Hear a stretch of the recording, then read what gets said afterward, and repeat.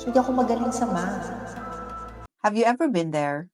Tinutulungan niyo sa homework ang inyong anak, tapos hindi mo na masagot. Kaya bigla mong masasabi, "Ay naku anak, sorry ha, hindi talaga ako magaling sa math." Akala natin harmless. Pero parents, may mas malalim itong epekto sa ating mga anak. Kapag naririnig ng anak nyo yan, they're not just hearing your struggle. They're learning a belief na may mga bagay na talagang hindi na natin matututunan na kapag mahirap, huwag na lang gawin. And that's what's called a fixed mindset. Ang paniniwala na ang talino o galing ay nakatalaga na hindi na to pwedeng baguhin. And here's what happens. Kapag nagkakamali sila, natatakot na silang sumubok ulit. Or kapag hindi nila makuha agad, iniisip na nila, ay siguro hindi ko kaya. But we can teach something better, a growth mindset.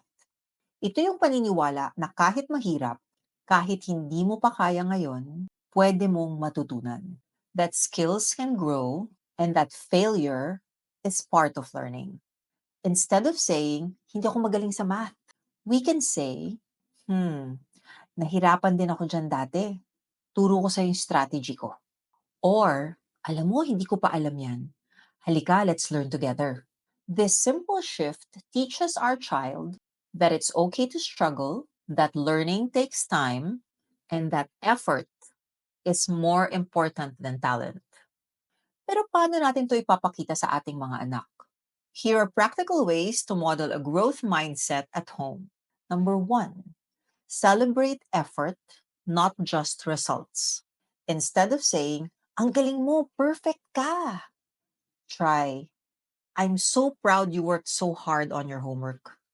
Let them see that the effort they give, yung pinapahalagahan. Hindi lang yung mataas na score. Number 2, share your own struggles. Don't be afraid to say, alam mo dati, nahihirapan din si mommy dyan. Pero tinuloy ko lang, kaya natutunan ko din. Let them see that you tried, you failed, and you kept going. Number 3, praise strategies, not just intelligence. Instead of saying, ang talino mo talaga, you can say, ang galing ng ginawa mong strategy ah. Ang creative ng solution mo. Number 4, normalize mistakes. Pag nagkamali sila, instead of saying, bakit mo ginawa yan? Pwede niyong sabihin, okay lang na magkamali. Part yan ng learning. Ano kayang pwede natin gawin next time? Number 5, use the yet language. Kapag sinabi ng anak nyo, di ko kaya, gently remind them, hindi mo pa kaya. Pero matututunan mo rin yan.